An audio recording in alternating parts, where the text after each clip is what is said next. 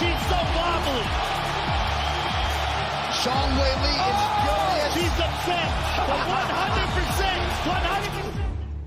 Oh, welcome in everyone to a brand new edition of Axe Kick Picks, episode 73. Today is December 8th, 2023. As always, I'm your host, D-Rock, and joining me from the golf capital of the world, beautiful South Carolina, Joey D. Joe, how's it going down there? Doing great, my man. Got a lot in store for you this weekend and even today as PFL Europe's championships take place right now as we speak, aka PFL Dublin. And I got to mention NFC 160, that is National Fighting Championship. It takes place in Hotlanta tonight at 7 p.m.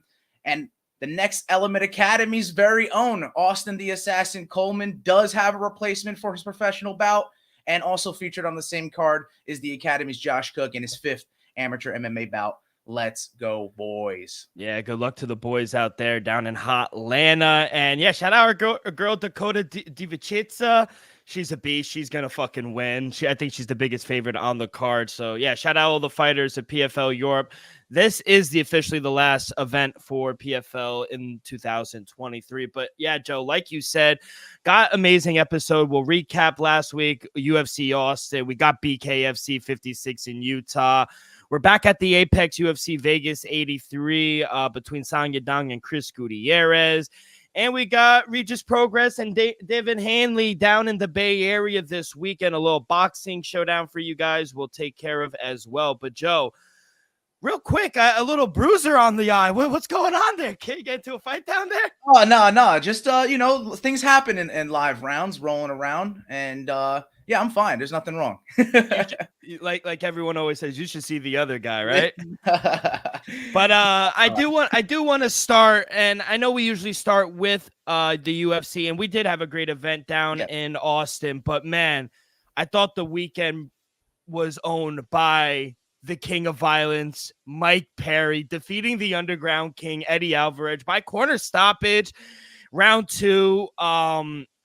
Joe, real quick, I thought Eddie Alvarez looked amazing in there before his orbital kind of exploded and broke, and they kind of forced him to stop the fight, which I did think was the right call. Man, I thought he looked good out there. I thought he was the quicker fighter. I thought his power resonated. He didn't look like the bigger fighter. Mike Perry looked jacked. But other than that, I thought, man, what does someone have to do to, because I thought some of the punches Eddie was throwing, it stunned him, but couldn't knock him down, and he kept coming forward. Man, an impressive performance by Mike Perry now. 5-0 since leaving the UFC. Yeah, man, he is the face of bare knuckle fighting. I think around the world. I honestly think he did good with his call outs as well. Mike Perry did. And the question that I would have, because he just was on with Mike Bisping, was if he's really interested in fighting Jorge, would he resort to sticking with BKFC, or would he, if the BKFC would allow it, Dave Feldman would allow it, have him fight, maybe co-promote Gamebred MMA? Would he do that? So he's the face. He is right now the King of Violence. And I do agree with you. Eddie Alvarez, he looked great. I think he was firing all cylinders, but there's that X factor in bare knuckle, the pain threshold. And sometimes these guys are too tough for their own good. And I think the corner, shout out Coach Mark Henry, one of the better striking coaches, better MMA coaches overall in the game today. He was looking out for his fighter. There's comes a time when you got to protect the fighter and you got to know when to step in, or sometimes, let the fighter go. But in that moment, I do think that he was really hurt. And I know Eddie would have kept grinding it out. He would have kept staying there for, his own safety. He would have probably wound up with some, damage. And he had to do what he had to do. The coaches made that decision. I don't necessarily think it was Eddie that made that decision, because like I said, I think he would have stayed in there and fought. But man, Mike Perry can take it. He can take it from anyone in the world. I really think, even bigger guys. I mean, that's the thing. He is so tough, and you're going to have to get through, round after round of punishment that he's going to deal. And he's, like I said, he's going to take your best shots.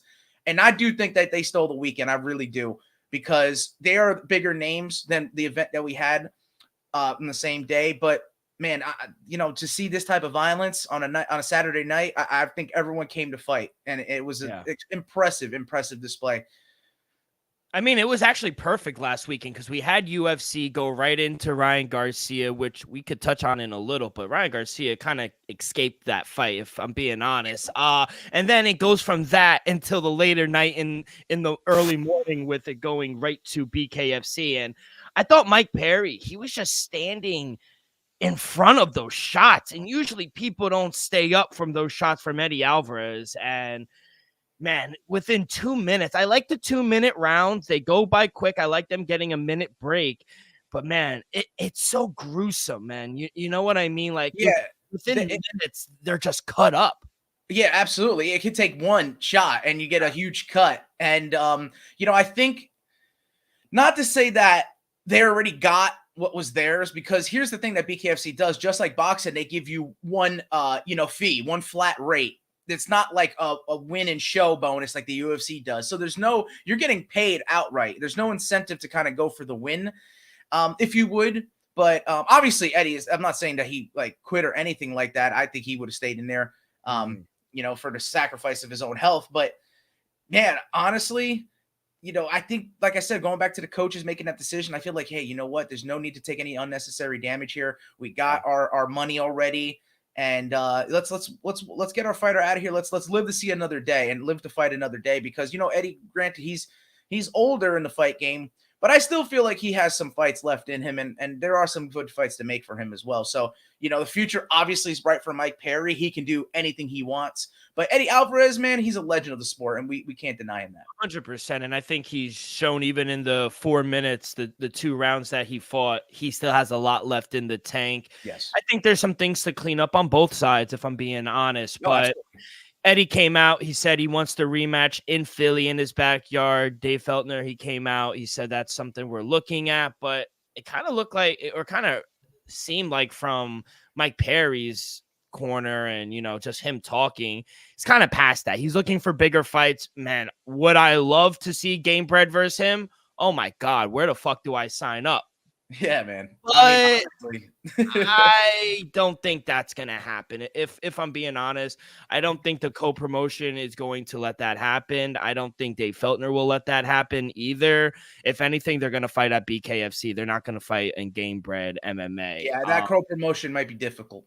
Yeah, they basically own Mike Perry, and we usually see fighters who kind of negotiate and have a falling out with the UFC not really have success after it.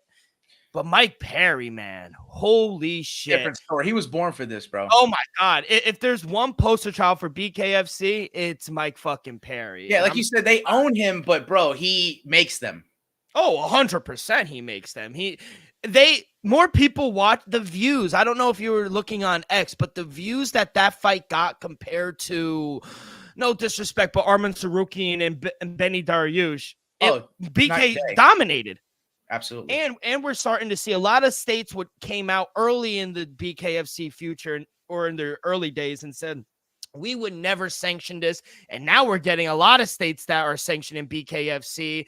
And my thing is, if Vegas is sanctioning Power fucking Slap, they have to sanction fucking BKFC. Am I crazy? No, absolutely not. Yeah, they need to get on the horse and get it while it's hot, because as more states start legalizing it, those where BKFC will go. They'll go internationally. Man, I would love to have a fight night in Africa, a bare knuckle fight night there. I think would be sick. These are some regions that there's some underutilized martial arts that they have. Like in Peru, there's Takanui, where they wrap their hands. So they're basically already bare knuckle fighting. I mean, there's a lot of talent around the world. And man, if they don't capitalize now, new Las Vegas is not going to be the fight capital of the world anymore. It's going to be Riyadh, Saudi Arabia. No cap. Yeah, no, we already see the UFC getting a fight night in Saudi Arabia and paying big bucks for it as well. But spinning it forward, we mentioned Gamebred. That is a possibility. He's looking for bigger fights. He said he wants to fight 2 to 3 more times in 2024. Locations to be determined. I've heard Anthony Pettis. I think that's a good good one. I like that. Anthony Pettis is going to have to step up and accept that. I know he fought already, but be honest, the last outing wasn't, he didn't look all too good. Maybe it was just new territory for him. But in terms of a name, Anthony Pettis would be a bigger name than, unfortunately, what I think is a more intriguing fight, the fight between Mike Perry and the redneck Dave Mundell, because I think that's how Mike Perry not only becomes the king of violence, but becomes the, welterweight champion. I will say my one critique for BKFC is, besides Mike Perry and I guess main events, it kind of falls flat on its face, meaning there's a lot of castaways where we had Jimmy Rivera and Jeremy Stevens. Shout out Jeremy Stevens. He got the TKO in round 3, but I don't know. It just like with the UFC, like last week, awesome. We had banger after banger after banger, even some prelims. Like in BKFC, there's only a handful of guys that really draw our interest. I think that's where they lack. Well, the thing is that they're taking over the talent from other promotions and, legends of the sport. I think they're capitalizing well there. They're starting to build their brand. And like I said, I had arguments saying that it was quality over quantity, but the fact that they're able to make money on all the events that they produced last year says something. And I gotta counter you with that. I watched the whole card. Man, from start to finish, it was entertaining fights. Let's go to the first fight, finish 2 minutes into the first round. Second fight, finish 2 minutes into the first round. The third fight of the night was an absolute banger between Esteban Rodriguez and Keegan Vandermeer. I mean, these two guys came and duked it out. As soon as the bell rung, they were swinging. I mean, it was excitement from the bell. Eric Lozano with an upset victory against the undefeated Mike Jones. I mean, bro, if you're into this, you will wait, and you obviously we're degenerates, and I'm watching, the no-name cab driver that's making his debut from Kazakhstan, on the UFC prelim. So to me, I'm going to ingest this stuff. I'm going to, watch this. But I'll be honest, man, I know the names aren't there yet, but they're putting on entertaining fights. Yeah. Oh, yeah. I'm not saying that they're not entertaining. I'm just saying that these people are kind of no-name people. And yeah, with BKFC, you're definitely going to get more stoppage. There was only 2 decisions in the whole card. So championship bouts, those were really good fights, by the way. I mean, it's just from a revenue aspect as well. Like, who's gonna? We just saw Amazon get into boxing. They got to deal with boxing. They're in with one. Who's gonna? At a certain point, BKFC is gonna need money from a revenue aspect. Who's gonna do that? They're with Triller, and I think they're getting signed to the Zone. They also offer their own app, the BKFC app, which is just a small subscription. And, with the amount of events that they're putting on, sometimes they have weekends, like one's having this, a double header. And I think for $4 a month, $4 or $5 a month, it's worth it. Yeah, I just think it's hard to compete with those big guys when they're on ESPN, when they're on juggernauts. Is that accurate that they're on DAZN? Because I thought talks fell through between them. I thought they're trying to work it back out with DAZN right now. They're featured on Triller, and which isn't big, if I'm being honest. No, it's not. But it's hard to get, like you were talking about, the legalization in state to state, and then also the display of it. That's kind of why the reason UFC in the origins was hard to get onto even pay-per-view, because commissions were like, this is too bloody. They were bare knuckle at the time. That's what bare knuckle FC they're facing. They're facing, the violence, the brutality of the sport, and common folk not really understanding. So it will be very interesting moving to 2024 what they put out, how many more states sanction it. So I can't wait. I can't wait for Mike fucking Perry to continue to. Yeah. And now he has a belt. He looks good. Exactly. The belt looked good. That's not the belt that I chose, because we all voted on them, but I like it actually. Now looking at it in person, I thought it would look good. Let's go to UFC Austin, Joe. I mean, Dana, according to him, it was the highest growing sporting event in the Moody Center. Gate 2.45 million, attendance 14,000. It was a sellout, and boy, did it deliver. Everyone got a bonus who got a finish. Arman Sarukian, Jalen Turner, Sean Brady, Dustin Solks, Misha Tate, Cody Brundage. Misha Tate didn't get a finish, but she still got a bonus. Cody Brundage, Draco Close, back slam KOs. What in the world? But yeah, I mean, we'll start with the main event. Arman Sarukian, he is the real deal in the lightweight division. Only took him 1 minute and 4 seconds to get the knockout. Whew, I felt so. Initially, Joe, I thought it was the knee. The knee didn't even touch him. He threw the knee as kind of a fake and threw the right, and it was over for Benny Dariush. Drops him a little bit. Arman Sarukian moves up into the top 5 in the lightweight division. He's a real player at 155. Yeah, absolutely is. And I said it, he wants that fight with Islam back. His debut in the UFC was against him, and he took an L.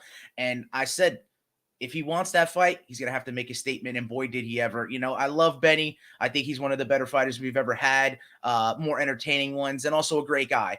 But yeah, Arman Tsarukyan is coming up, and he wants that belt. He really wants to, I don't think that he's one fight away. I honestly think that that's what I meant. He needs one more fight before getting the title shot, though. That's my honest opinion. And I mean, it could be anyone in that top 5. I think there's a lot to be done there. I want to see how they're going to work it out. But man, that was impressive. And we hit on the round 1 win. We got you guys plus money. It was about plus 450, I think. Yeah, looking at the rankings, he's at 4. Michael Chandler, obviously, is probably going to fight Conor McGregor. We can hope. Dustin Poirier is his teammate down in Florida. He said he would be open to fighting him, but I just don't know if Dustin wants to do that. He wants a bigger name. He wants to fight at UFC 300. I don't know if he's going to risk a fight because I do think him, Gaethje, and Arman Tsarukyan are one fight away. Even Michael Chandler, if he goes out there and smokes Conor McGregor, he's back in it. He's a title shot away. So I don't think Dustin's going to fight him. I think the fight is Justin Gaethje because we think Charles Oliveira is going to get that fight in Abu Dhabi against Islam whenever they do fight. I concur. So it leaves Justin Gaethje. And if I'm Justin Gaethje, I mean, I really don't want to fight an up-and-coming guy like Arman Tsarukyan, who is extremely dangerous. But spinning it forward, I mean, I don't know who's left for Arman Tsarukyan besides Justin Gaethje. Yeah, I'll be completely honest. Unless, if they do have the Charles and Islam fight, you're right. It's in a tough spot. I do think that my goal with, the UFC kind of put the belt on Justin, the BMF belt, and now put themselves in a hard spot because do you see Arman Tsarukyan as a BMF? You know what I mean? Like, these are the fights that you could say that, okay, Justin Gaethje can fight. It doesn't make sense for anyone else to be a BMF at the moment. That's the issue there. But that is a fight that makes sense. So I don't know. I honestly, I'm lost. I'm lost for ideas with what to do with Arman after a win against a top 5 opponent.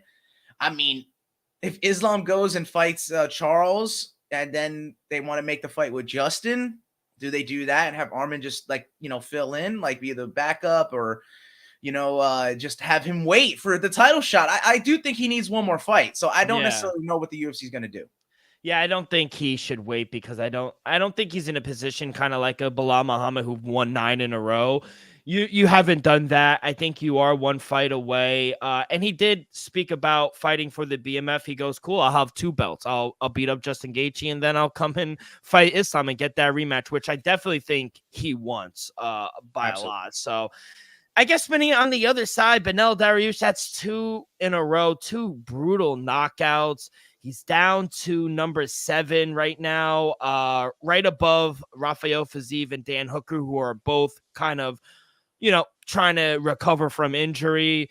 What do you see from Beneil Dariush? Do we want to see him take a little time to, gather the cobwebs, or do you want to see him jump right back into a fight and get back on the horse?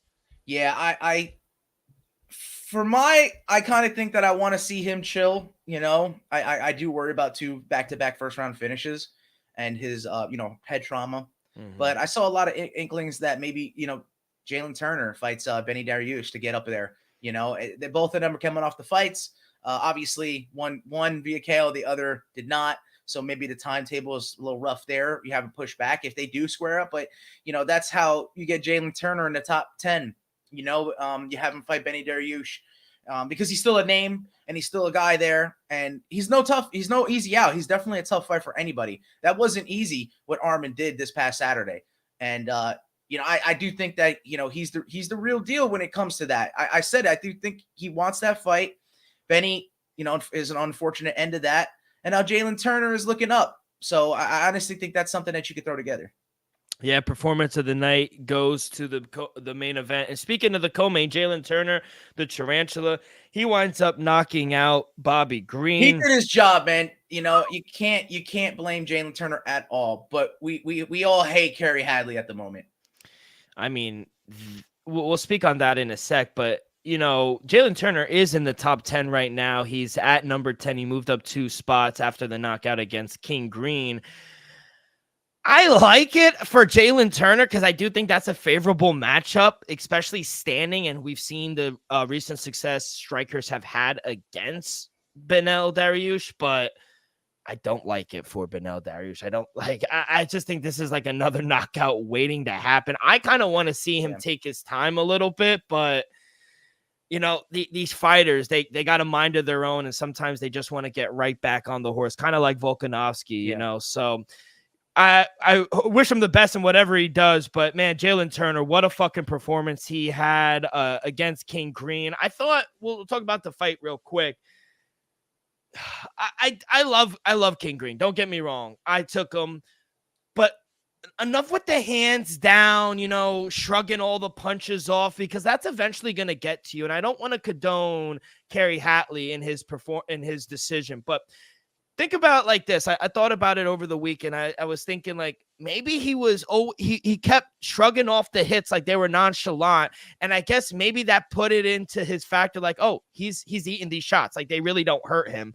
But we've seen in the replay where he is like out cold. Like after the second one too, he was out. Yeah. I think it went about 10 to 11 or maybe even 12 seconds past than what it was supposed to do. It was a bad stoppage.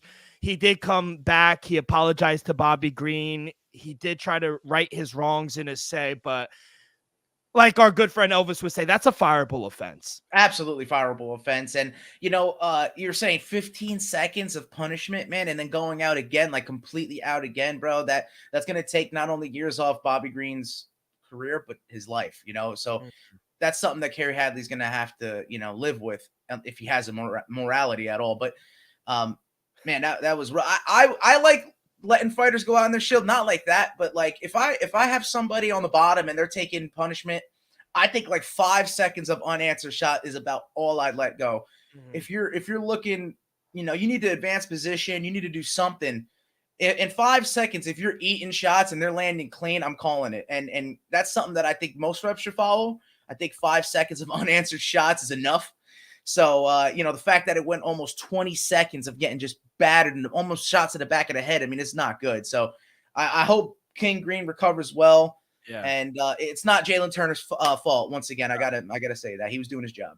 And it's not like Hatley was on he didn't have a good ankle. He was legit. He was on top of it. He was on top of everything. So that's what is kind of shocking as well. And, I guess talking to analysts and degenerates and just MMA fans in general and fighters, they have a different opinion because I've heard from two fighters now that they thought the stoppage was fine. If you ask a fighter, they want that extra 12 seconds. But us, from watching it from that standpoint, we think it's way too much. So I think, like you said, maybe find a happy medium of 5 seconds, maybe 6 seconds. But if the guy's unresponsive and he was out, that's a different ballgame on the canvas at that point.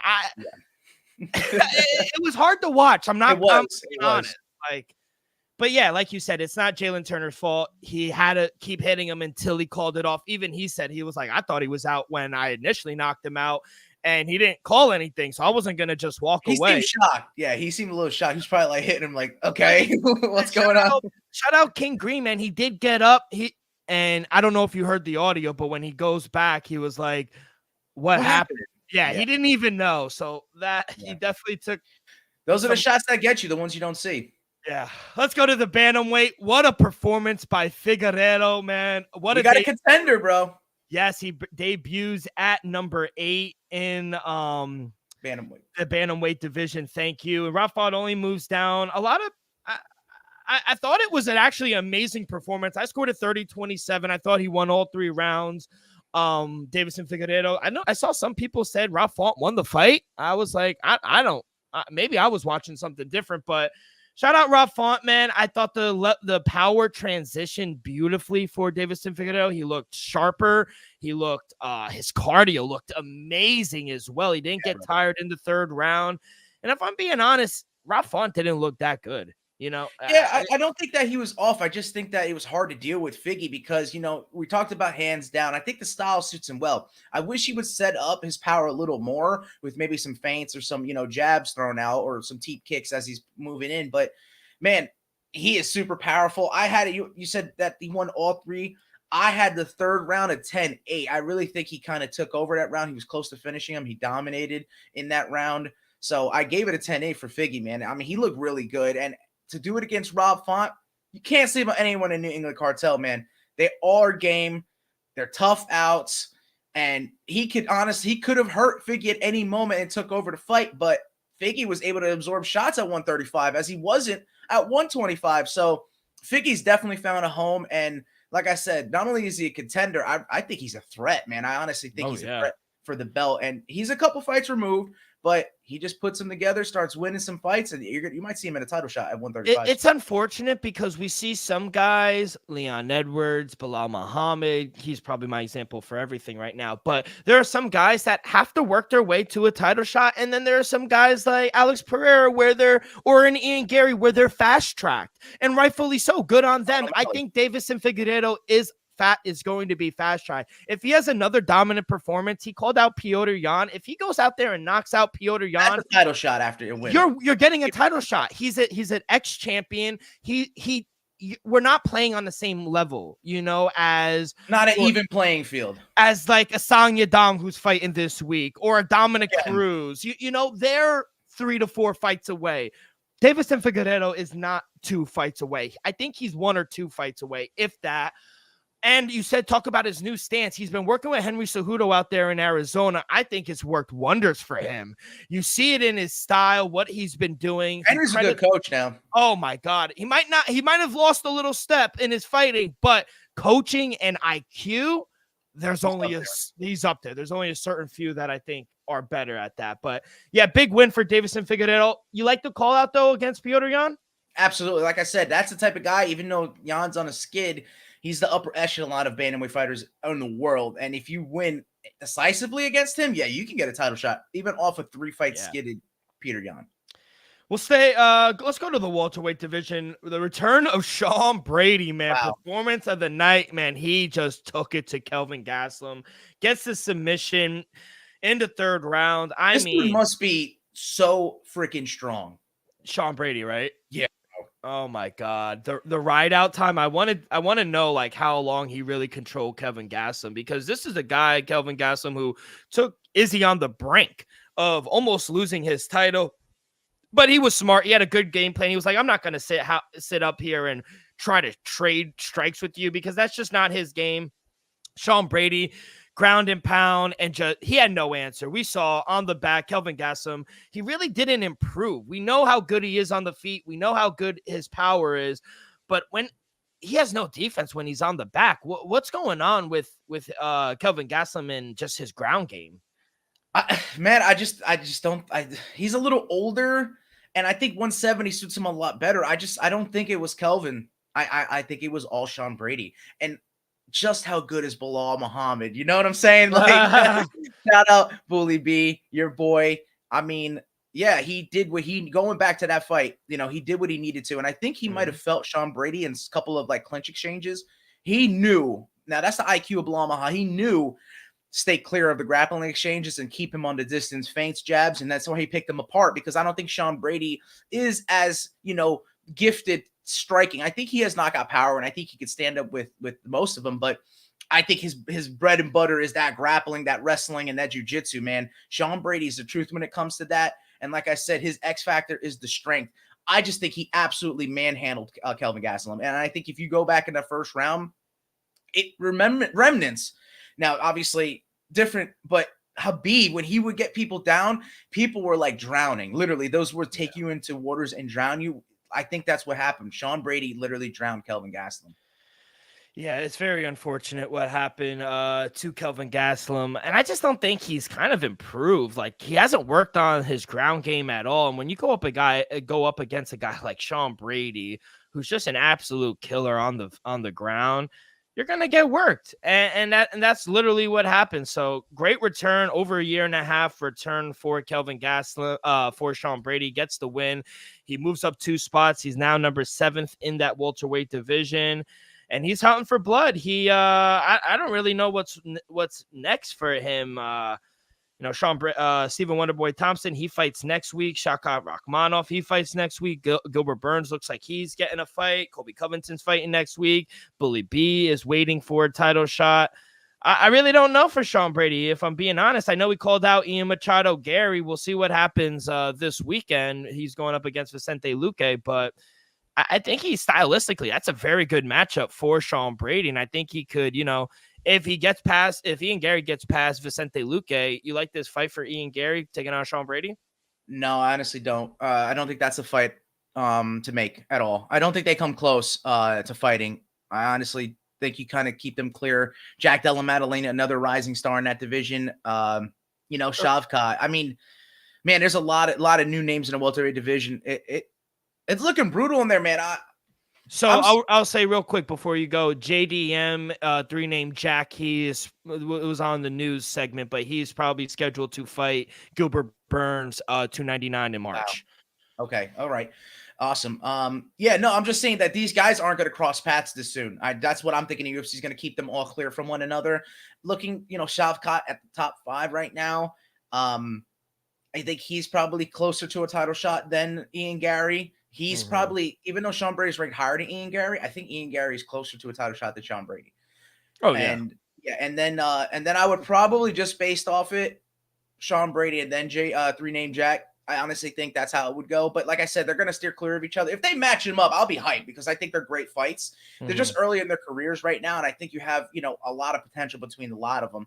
But I was looking for the control time that Sean Brady had against Kelvin Gastelum. I couldn't find it. I'm looking all over right now for it. I don't see. He had to have had over 3 minutes of control time easily.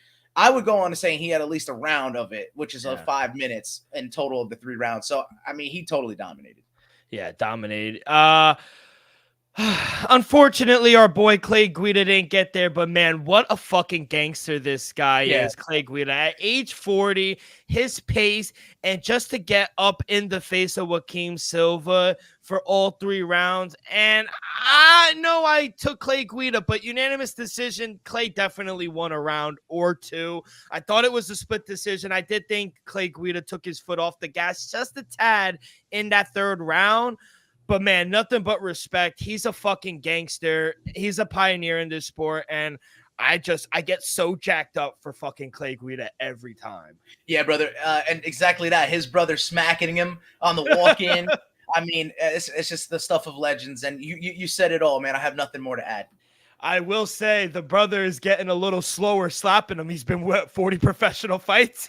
I don't know how many they have left, but yeah, his brother. Hands are going numb. He's slapping that granite chin of Clay. You know what I'm saying? Besides the 2 performance of the nights, the Cody Brunage slam knockout and the Draco Close knockout, which were awesome. And who would have thought back to back? I mean, come on, not in a million years. Yeah, bro. I never would have thought. I thought Draco Close one was a little better, if I'm being honest. I thought Cody Brunage one was good too, but man, those were vicious knockouts. They did it amazingly, perfect form on the side of the head, and it was over.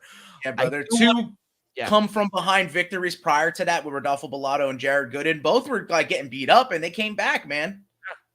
Yeah, Rodolfo Bielda, he got the fight of the night bonus as well. Jared Gordon getting, and shout out my girl Veronica Hart. Yeah, thank you. No split decision. That was a robbery. If they would have gave it to the Canadian, that would have been a travesty because she won all 3 rounds. But I do want to shout out legend, pioneer of the sport, Miesha Tate, man.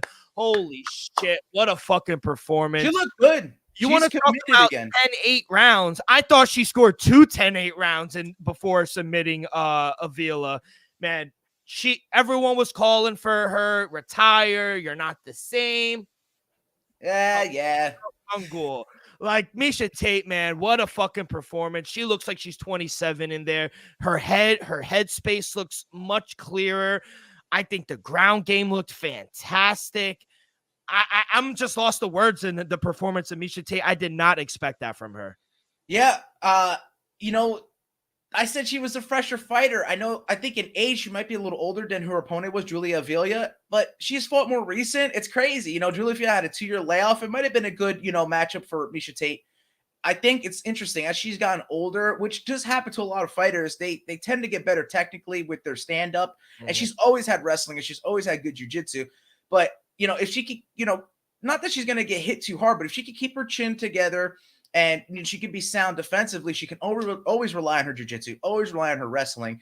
And now that she's putting her, her stand-up together, it's interesting because she's not losing really any of her athletic ability. It's like she's kind of rekindled that and got it back. So, I think whatever her age is, she's young there. And, that's when the mind and the body kind of connect. You know what I'm saying? Sometimes a lot of the young guys, their bodies are ahead of their mind and their IQ isn't there. And the older people, their mind's there, but the body has kind of gone. So I think Miesha Tate's in a sweet spot right now. And, man, I see her, a couple fights. Man, we could be talking about Miesha Tate in a title fight. I never thought in a million years we'd see that back. What about this, bro?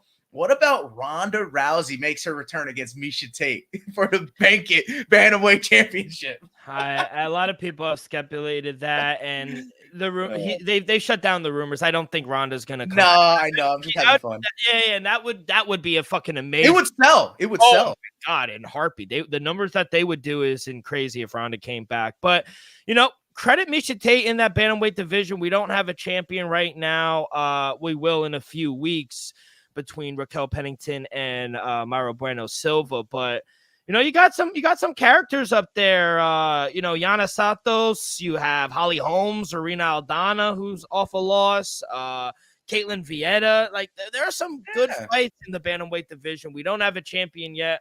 Imagine Miesha Tate comes up here at the age that she is and goes and becomes champion. I mean, what else does she need to do at that point? I really hope she does.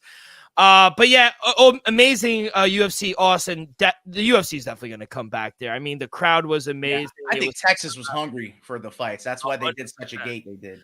Overall, 3-3 on the night. We hit a couple dogs. Arman Tsarukyan via KO TKO plus 145. There's Davison Figueiredo plus 122, and Veronica Hardy plus 165. I lost on Clay Guida. Kelvin Gastelum and King Green I lost, but 3-3, up 1.5 units on UFC Austin. How did you do that, brother? Yeah, I wound up 4-3. Rocky to start in the main card, but picked it up right with Figgy at plus 125. Jalen Turner was a straight up play at minus 180. Arman inside the distance was favored at minus 115. And then I said the big round one win at plus 450 for y'all. And in BKFC, I went 3-1. So I know they were a little chalky over there on those odds, but we did it good. We had a really green weekend last week. Very good. Very positive. Let's keep the momentum going this week to UFC Vegas 83. But before we do that, a quick word from our sponsor. We are brought to you each and every episode by Viva Tequila Seltzer, the most refreshing hard seltzer on the market, hands down. It's no wonder why Viva was voted #1 hard seltzer in the world by San Francisco World Spirit Competition. With only 88 calories, 0 carbs, 0 sugar, and a light 4.5 ABV, Viva is the perfect drink for your post-game celebrations, as it was created with that active lifestyle in mind. We flavor tequila seltzer because flavor is the spice of life, and we like our drinks with just a kick, just like how we like our lives. Whether it's Huckleberry playing around the golf with the boys, or an elderberry on a Saturday watching UFC Vegas 83, it doesn't matter. Our favorites pair perfectly with that Artisanal Blanco tequila for that subtle and refreshing drink. Our belief here at Axe Cape Picks and at Viva is to live long, live well, and live it up. All right, Joe, let's get to a little later. It was supposed to go down in China. It would have been a nice, 4 a.m. start. 10 o'clock. It would have been like, a 7 a.m., 8 a.m. Main card. Get a little nap in, restart, watch Army Navy at 3, but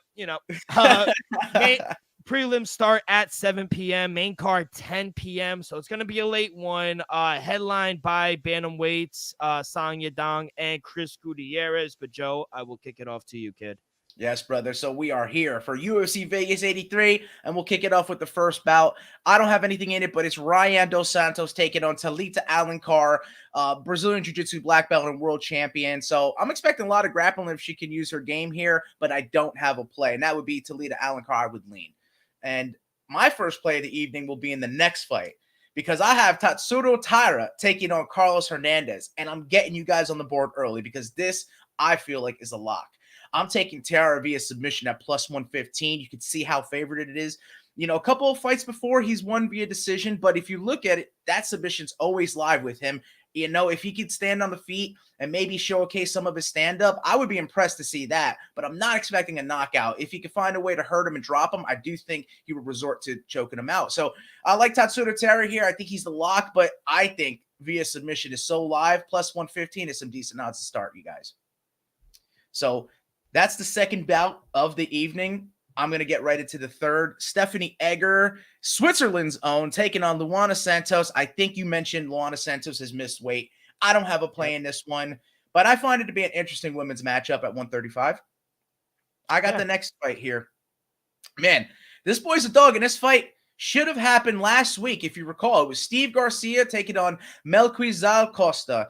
And, dude, Melquizal Costa, he's a lot of grappling influences, obviously Brazilian Jiu-Jitsu. And Steve Garcia, like, dude, he trains with the Diaz bros. He's a dog. I don't have a play in this, but I think if you're worried about the skin discoloration on Melquizal, that's just vitiligo. Joe Rogan even has it. Our buddy Justin Valdespina has it. It's just lack of pigmentation in the skin. And there's nothing. This dude's an absolute warrior, and he could go out there and finish. But Steve Garcia, you got to be worried about his standard because, like I said, those Diaz boys out in California, out in Stockton, man, they'll piece you up. So I got the other fight that I'll get into. I got Hung Sung Park, South Korea, undefeated, taking on Shannon Ross. A lot of people are hoping for the Australian to come out victorious, but I think he has his hands full with the South Korean. I would lean Hung Sung Park in that one. I'm mentioning all these fights for you guys, and just want to get them out of the way because I don't think we have anything until the first fight of the main card. But here's the feature prelim. I'm seeing Kenan Song taking on Kevin Jusset, Dana White Contender Series alum. Man, he's got some great grappling, and I think in the Dana White Contender Series, he used that and came out victorious with a submission. Let me check to make sure. Yes, rear naked choke in the first round. So Kevin Jusset, he has some good grappling here. Right now, let me see the odds. He's a minus 140, minus 150 favorite, as Kenan Song is a dog at plus 140 at some books. I don't have a play here, but I would lean the favorite. I do think that if he could take it to the ground, he's going to certainly have an advantage there. So just wanted to cover all the prelims for you, and let's get right into the main card. Joe, I'm going to mention the fighters. Yeah, what you got? Yeah, real quick, I will say on the Luana Santos, she missed weight by 3 pounds. From everything that I'm reading, she's done cutting weight. She's not going to cut anymore. We'll see, I guess, within the show or the next, hour or two, if they're going to do a catch weight or if the fight is off. But I'm told she's done cutting weight at this point. Yeah, I understand. I mean, honestly, when you get to that point, you're not shedding anymore. You just going to have to. Those are we've cut weight our whole life while growing up wrestling. The hardest is to cut is the last couple pounds. You Absolutely. know, like that last pound or two is the worst. Yeah. It doesn't feel like it's going anywhere. No. You know, you do some stuff and then you get back on the scale and you weigh the same. It's like, well. I don't get it. But here we go for the main card of UFC Vegas 83. And it starts with Andre Muniz taking on Jung Young Park, the Iron Turtle. Odds right now for Muniz, he's a dog, plus 155 I'm seeing. And Young Park, minus 170, up as minus 180 favorite. D-Rock, take it away. Who you got in the start? My boy, the Iron Turtle, baby. He's easily, Joe, become one of my favorite fighters. What a fucking nickname, the Iron Turtle. Jung Young Park. I'm taking him straight up on the money line. I also like the over 1.5 rounds as well. Let me get it for you right now. I did a bad job not actually putting him down. So the over 1.5 rounds, minus 159. Him on the money line, minus 160. I think that's a steal. I think he should be close to a $2 favorite. But Andre Muniz has fallen off. 2 straight losses. Paul Craig, Brandon Allen. I thought Andre Muniz was maybe a title contender, but I think he's fallen off so bad. I think if he loses tomorrow, the UFC might part ways with him. I really believe that. So the Iron Turtle, he has the style where he's going to go and impose his will with this cardio. He has the speed advantage. If he could avoid the ground game of Muniz, I think Jung Young Park has the better stand-up. And to be honest, I don't see the fight ending anytime soon. So that's why I do like the over 1.5 rounds, minus 159, right? Yeah, minus 159. And then I'm going to put 2 units. Give me 2 units on the Iron Turtle, baby. That's my fucking favorite play of the weekend. Give me the Iron Turtle, baby. I love it, man. You're not going to like where I go with this, though. I'm taking Andre Muniz here on the money line at plus 155.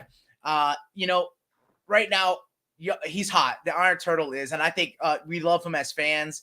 and he's cool to talk about. The nickname is one of the best in mixed martial arts. But, Andre Muniz is a submission specialist, and Young Park does find himself in situations where he can get submitted. And the situations where he didn't, those weren't jiu-jitsu guys. But let's look at this. Fluffy Hernandez, anaconda choke.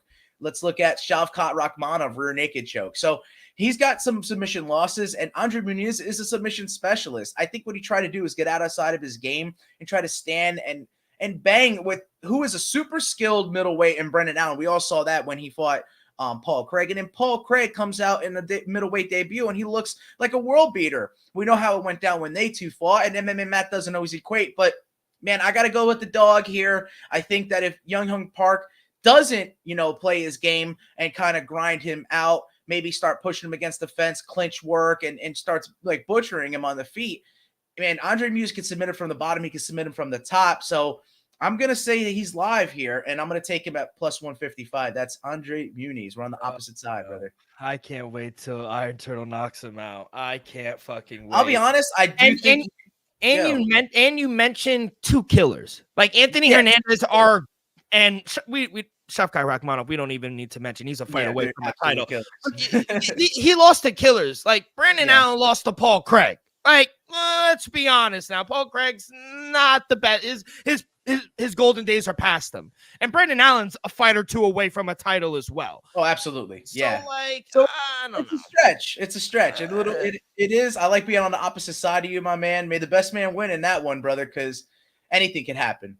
Yep. Let's go into the next fight. We got the return of Nasrat Haqparast taking down Jamie Mullarkey. Right now, Nasrat Haqparast, minus 185 favorite, as Jamie Mullarkey is a dog around plus 165, depending on where you look. D, do you have anything in this? I'll hand it over to you. Yeah, Joey, I really want to say Jamie Mullarkey in the biggest Boston accent ever, but he's not from Boston. I know.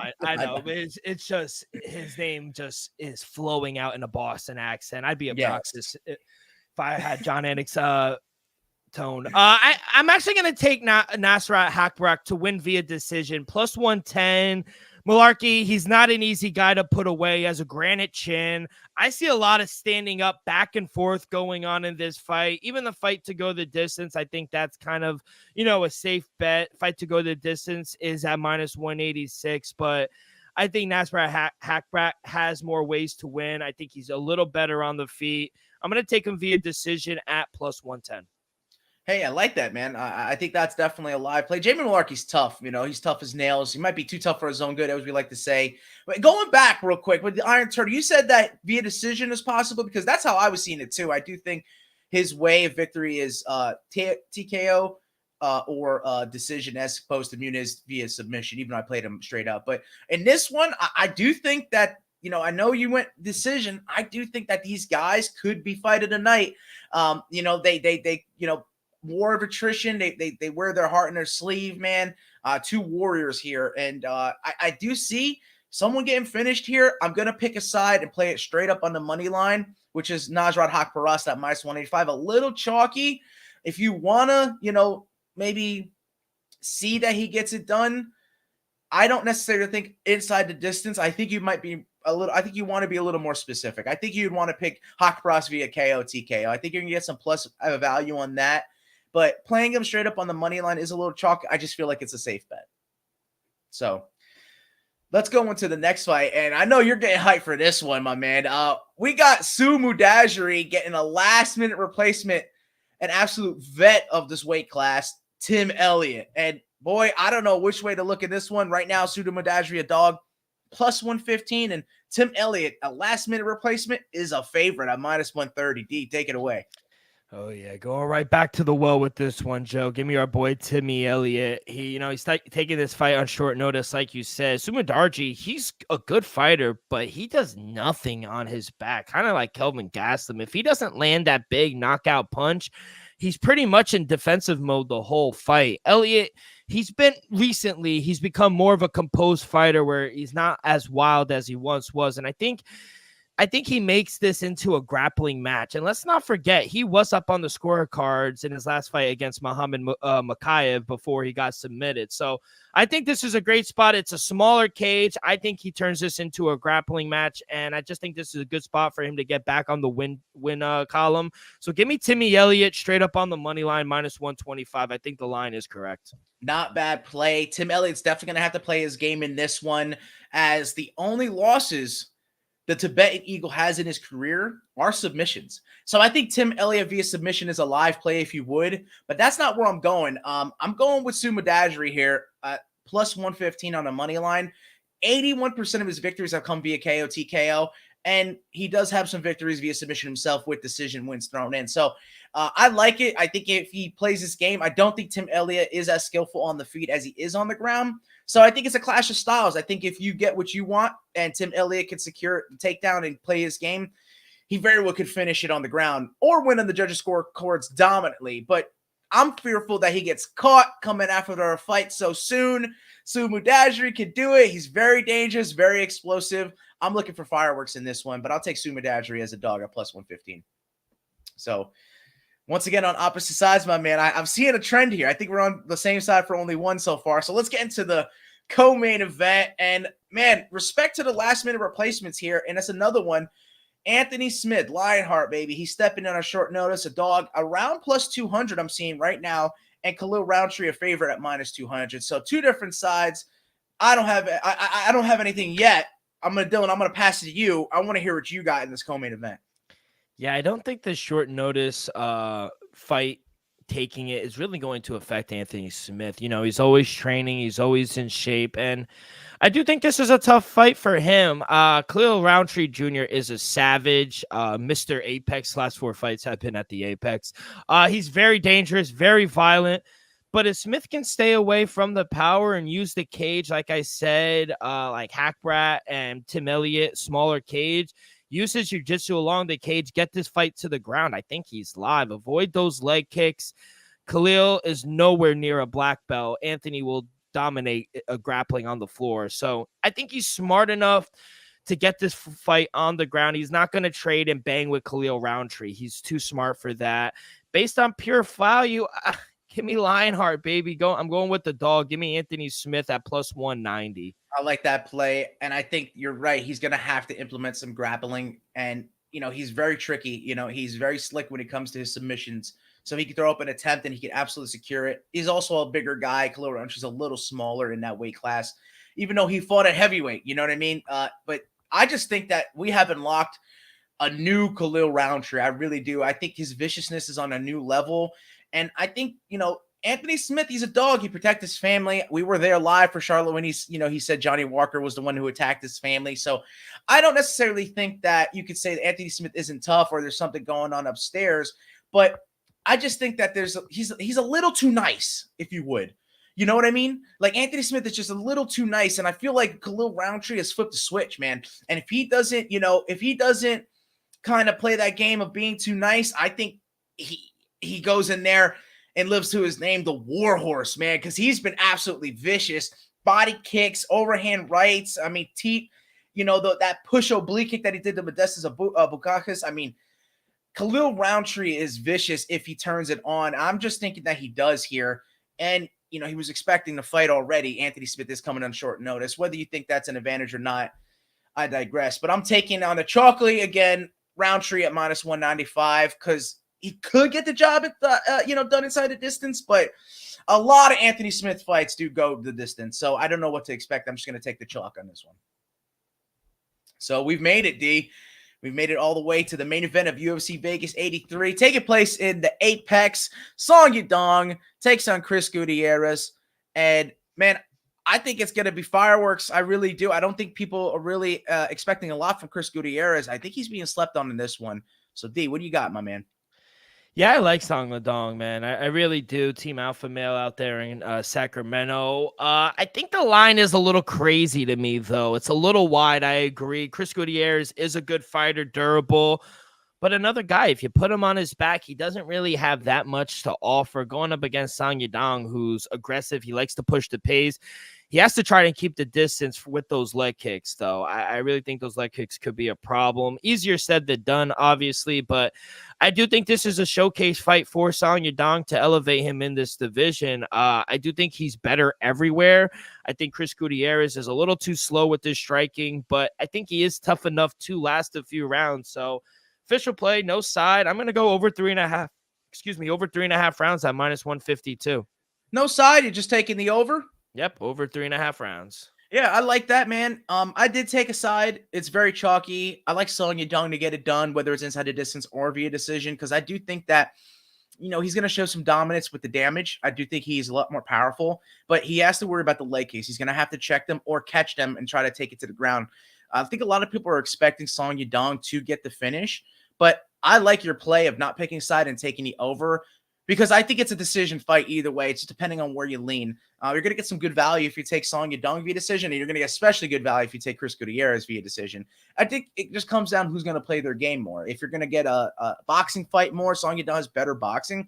You get a kickboxing bout, Chris Gutierrez can keep the distance and destroy those legs. So I think Song Yadong has shown some problems with checking leg kicks and receiving them in the past. I hope nothing freaky happens in this one.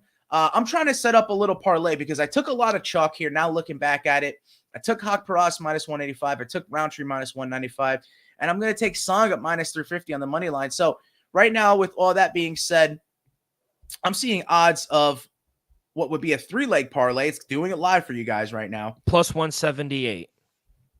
I got +203. Yeah, depending on the book. I guess depending on the book. All right. So you're going to get some plus money out of it if you want to throw the chalk together that I put out. But D is becoming a sharp, man. He's been analyzing these fights to a T. So that's why we put these plays out there for you guys to pick and choose what you like. And as always, do it responsibly. Though we're degenerates, we want you to play into smart plays. And that'll do it for UFC Vegas 83. I think we pretty much covered it from start to finish. And we only really got involved in the main card, I think, even though I do have a play out there for one of the prelims. My boy, Tatsuya Tiara. I will say for the main event, I do like the fight. I know I took over 3.5 just because it was on the safe side, but fight to go the distance, I do think is live. I do think it's going to go all 5 rounds. It's at +108. But nice. If you want to take Song Yadong not via inside the distance, wins by decision, +190. That is kind of the best value you're going to get on Song Yadong. So gonna be a really good card. Make sure you get your coffee. It's going to be a late one tomorrow night. But something that we could put on towards the main event. Let's go on over to the Bay Area, the Chase Center in San Francisco. We got Devin Hanley taking on Regis Progress. Hanley moving up to 140 to take on Regis Progress. 8 o'clock main event starts around 10:30. So it's going to be a long night. You catch that on DAZN. But yeah, Hanley 3-0. He's the undisputed lightweight champion of the world. He's moving up to super lightweight to take on Regis Progress, who's arguably, I think, maybe the best. I think he's better than Timofey Lopez.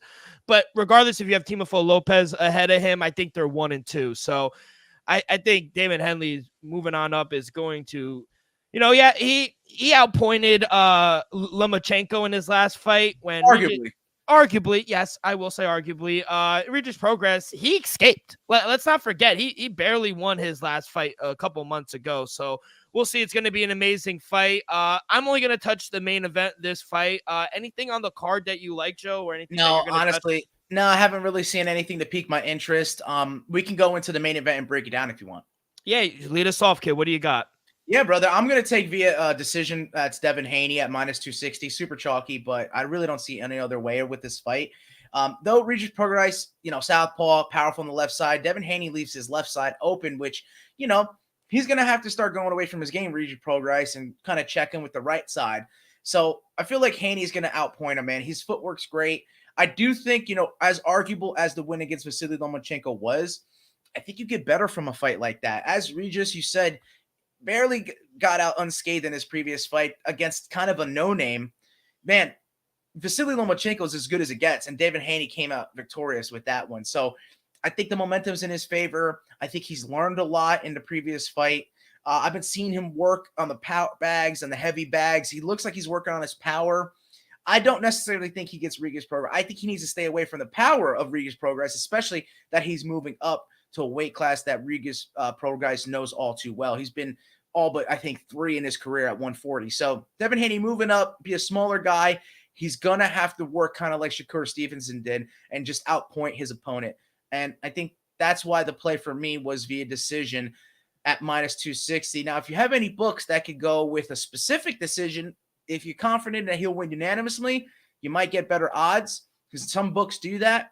But I got a little take for you. I think we get a majority decision. I think Regis Prograis could have some moments, maybe stun him, maybe hurt him, not necessarily drop him. But if he does drop him, Devin Haney's going to have to work his way back on the judges' scorecard. So though that may be the case, I don't think any judges will side with Regis Prograis unless he's looking dominant. I think his way to win is by finishing Devin Haney. That's the only way he's going to come out victorious. He has to prove all the doubters wrong and leave the judges out of it. But for the most part, I'm thinking a majority decision win for Devin Haney. I think even if Regis Prograis shows something, I think one of the judges will say, you know what, he only did as good as a draw. So that's a majority decision. Yeah, David Hanley, he will have a 4-inch reach advantage. I think this is going to be a closer fight than most people expect. I just don't expect a lot of volume out of Devin Hanley. You know, I'm not anticipating Prograis forcing the action either. You know, if Hanley wins, I think it's going to be by decision because of his defensive style, his boxing, kind of fights like Floyd in that sense. And along the fact that he's won each of his last 7 fights by decision. You know, his last knockout came almost more than 4 years ago. So, and I strongly doubt he's going to be able to stop Regis Prograis, who's never been dropped. So if Regis Prograis wins, I think it almost has to be done by knockout. Punchers don't beat boxers on the cards often if the skill level is equal or kind of better than the other boxers. So, you know, if Hanley he has been rocked before, famously by George Linares in May of 2021. And he also got tagged in his last fight by Lomachenko several times in his last fight. So if we think Prograis is going to win, betting him on the money line is fine because he is a dog. But I think it's worth a sprinkle if you wager on Regis Prograis KO TKO at plus 630. Wow. But I agree with you. I am picking David Hanley to win by decision. Minus 225 I got. It's a little better, but it's a little chalky. I wouldn't, unless you got stupid money, I would advise you just put it maybe in a parlay. Yeah. The value just isn't there, I think. So put it in a parlay. I think that's the most likely outcome in this fight. But yeah, I do think David Hanley goes up and conquers the 140 belt as well, kid. Anything else on the card? Nothing really piquing my interest, to be honest. You know, I'm glad boxing's still staying active and they're getting these fighters to fight. But, man, can we get the fights we want to see, to be honest with you? I think this is the fight that Devin Haney needs. You know, he came off Vasily Lomachenko, but he's there, man. He can fight anyone in the top 10 near his weight class. And boxing is not dead. We got the return of the problem child next weekend, baby, down in Orlando. Yep. We're right back at it. But, Joe, thank you. It's going to be a really good weekend in the MMA space. We got UFC 83, and we got boxing fights on the same night. So strap in. Some news and notes before we get up out of here. UFC signed heavyweight Robles Despedage, 4-0. It's according to his management, Royd Round Management. He's 6'7" Olympic Taekwondo medalist. He's 4-0. His last 3 fights have lasted 19 seconds combined. Yes, you heard me correct. Last 3 fights, 19 seconds combined. Last fight, 12 seconds. Second fight, 3 seconds. And his first fight, 4 seconds. This guy's a monster. What are your thoughts? Dude, how do you say his name? Robles, Robelis, Despin Page, Despaigne.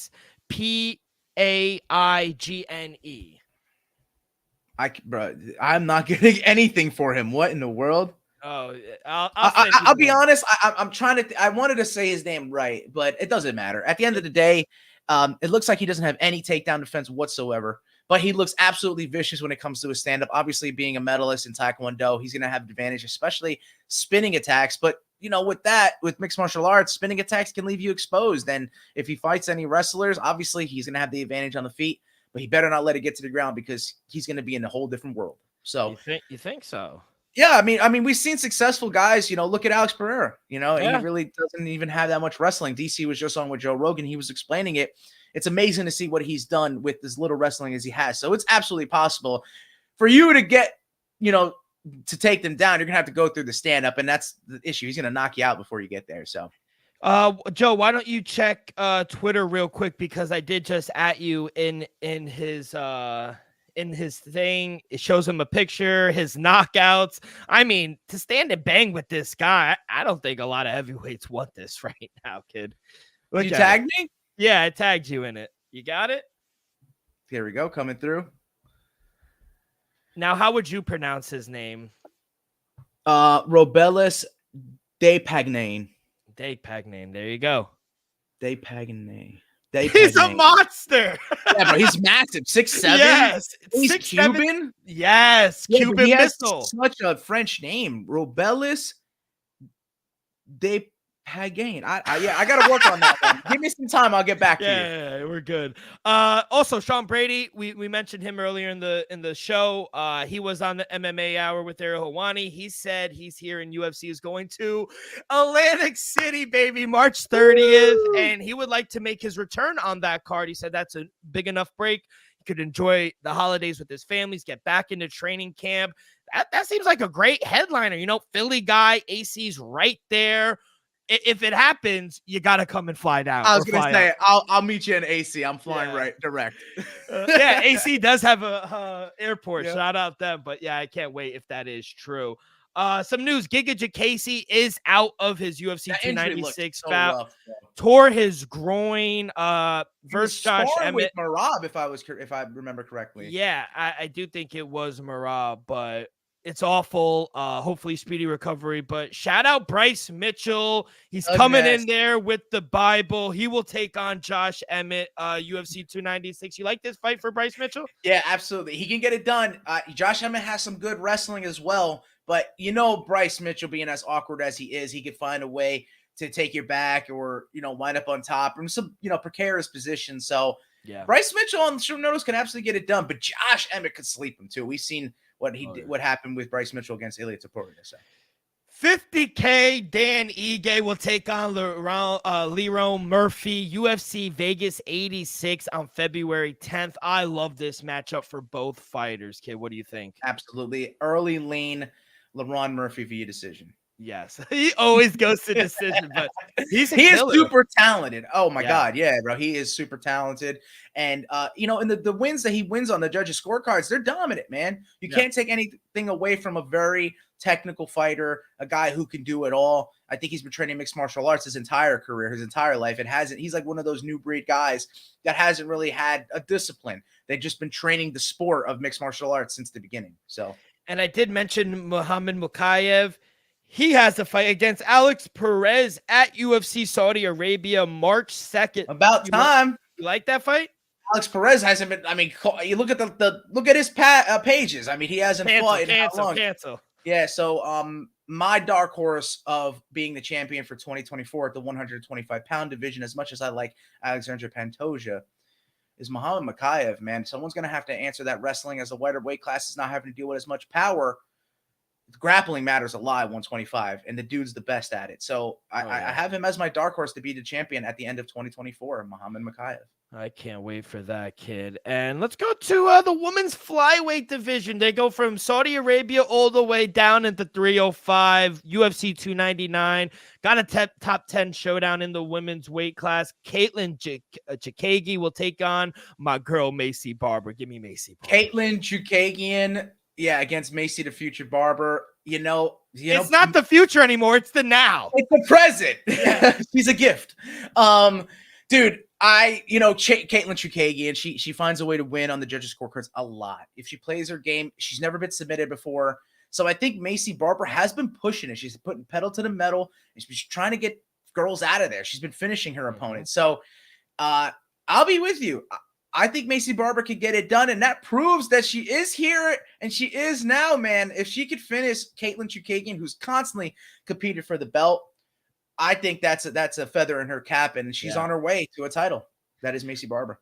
We got a backup fighter news announcement. Former UFC flyweight champion Brandon Moreno is expected to be the backup fighter for UFC 296 between Alexander Pantoja and Brandon Royval.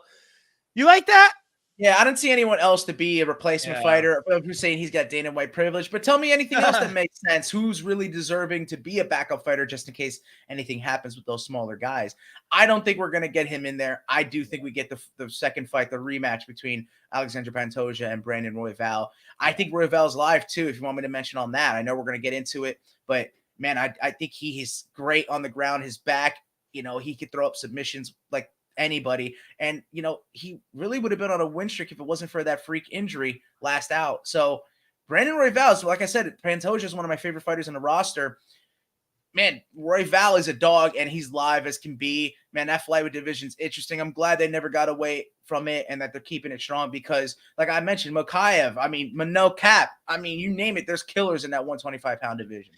Yeah, I agree. I think there's no one really besides Brandon Moreno. They did finalize a fight between him and Amir Albazi for UFC Mexico, I think in March as well. But besides that, Kai Kara France is hurt.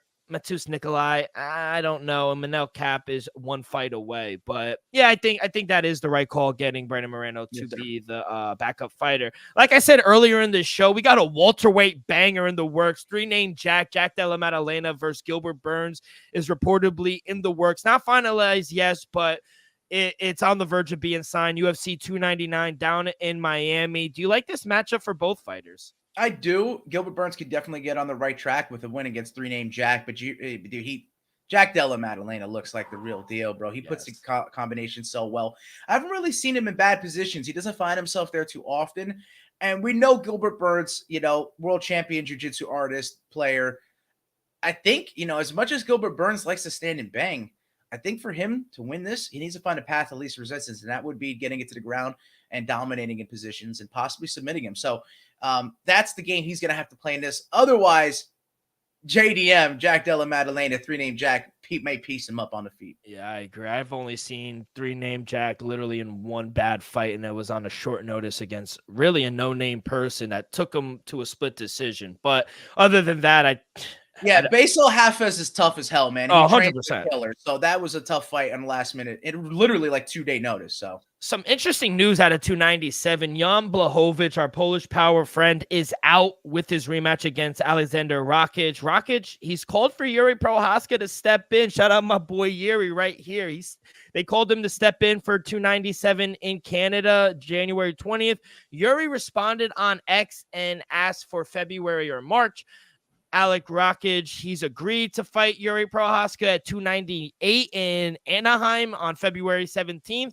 But after he's accepted, Yuri Prohaska's kind of went MIA and hasn't really said anything. So now Alexander Rakic says, where's your samurai soul? Where's your samurai spirit now? You're going ghost on me. What are we doing here? Are we going to get this fight or not? I love it, though. Yeah, I like the back and forth. I think a lot of people are like turning on them, both guys, Jan for coming out, Rakic for calling Yuri. I want to see what they're going to do. I honestly think the light heavyweight division's in disarray at the moment, even though we may have a steady champ finally. There's so much that can be done at division with so many interesting takes, and the Magomed Ankalaev versus Johnny Walker rematch has been made too. So we got to see what comes out of that. It's just all over the place in that 205-pound weight class. It really is, man. Everyone's talking too much. Let's just fight. Let's get in there and fight like fucking men. Everyone's talking too much, but no one really wants to fight. That's you have any other news? Last one. UFC announced Tough 32. It will feature featherweights versus middleweights. Coaches have not been announced yet. They're going to be announced a little later, probably 2024. But can't wait for Tough 32, kid. Who do you think the coaches are going to be? Bro, I don't know. I have honestly no idea what they do after the last season, especially where we had Conor in it, and I don't think it did all too well. Maybe it was the mismatched fights that we had between rookies and vets, but yeah, I didn't like that. Man, it was just a letdown. I'll be real with you. So I don't know what they're going to do. Yeah, but that's it. That's all the news I got. Yeah, I have just a story before we get into 10 seconds left. Is DC, as I mentioned, was on Joe Rogan's podcast, and he brought up Herschel Walker. And Herschel Walker, bro. Shout out Herschel Walker. Yeah, running back legend, man. He fought mixed martial arts over the age of 40 years old. And DC goes, He would eat one time a day he would eat, and it was bread and soup, right? That's what Herschel Walker would eat. And he goes, Joe, Herschel Walker never picked up his feet, right? And he was knocking people out. So he was dragging his feet on the canvas, getting all this static shock, and he would just knock people out with the static shock shots. He would just punch somebody and they would get static shocked and get knocked out. So Herschel Walker is a character. I just had to mention that story because I thought it was absolutely hilarious. Yeah, no, he's a legend. Is he still a politician down in Georgia? I think he is, man. I mean, Herschel Walker has lived one hell of a life. He's done it all. God. He's done it all. He's a legend. By the way, that interview is very interesting. DC's actually come out for the first time, I thought, or first time I've actually heard him. And he's giving credit to John Jones. I don't know if you heard that part. But... I listened to the whole interview, the whole podcast. A lot of people were turned off by DC. That was one of the more invested episodes that I've seen as of late. I thought it was very open. Oh, man. Maybe it's a little too much. DC's like me. It's like we could keep going. And Joe's like, I gotta go do stand-up, bro. And he's like, yeah. I'm actually going. So it was a great episode. Yeah. I really think so.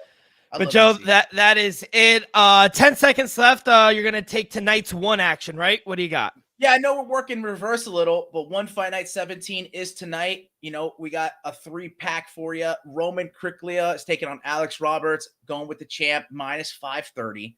Joe Natawa in the co-main against. I had a last minute replace it was Nick Larson, and now it's going to be Laselli. But I'm taking Joe Natawa either way. Got to take the TIE fighter at minus 330. And then Edgar Tabares is taking on Jojo Ghazali. Unfortunately, Ghazali missed weight, but that is even more of a reason why he's a lock today. And I got him at minus 560. And, you know, with all that chalk, man, we had to get something better for you. 3-leg, 1 fight night parlay. All 3 of those minus 120. Better odds for you. Let's fucking go. Joe, good luck tonight. Good luck this weekend. Can't wait for these fights in UFC and in boxing. That's going to do it for this Friday edition of Axe Kick Picks. On behalf of our sponsor, Viva Tequila, Joey, I am D-Rock. We'll see you guys next week. UFC 296? 296. Let's fucking go. Last one of the year. We'll see you guys next week with plenty of picks, plenty of hot takes. Follow along our social media, X and Instagram at AxeCakePicks. You guys can find all of our episodes wherever you listen to podcasts, Apple Podcasts, Spotify, Stitcher. We go live every Friday afternoon around 1-ish on the East Coast. So make sure you guys hit that like button, subscribe, rate, give us a review, leave a comment on who you like this weekend, on who you guys are betting. But all that good stuff really helps the show grow tremendously. So be a friend, tell a friend. Everyone have a great weekend. Good luck on your wagers. Be safe. Be well.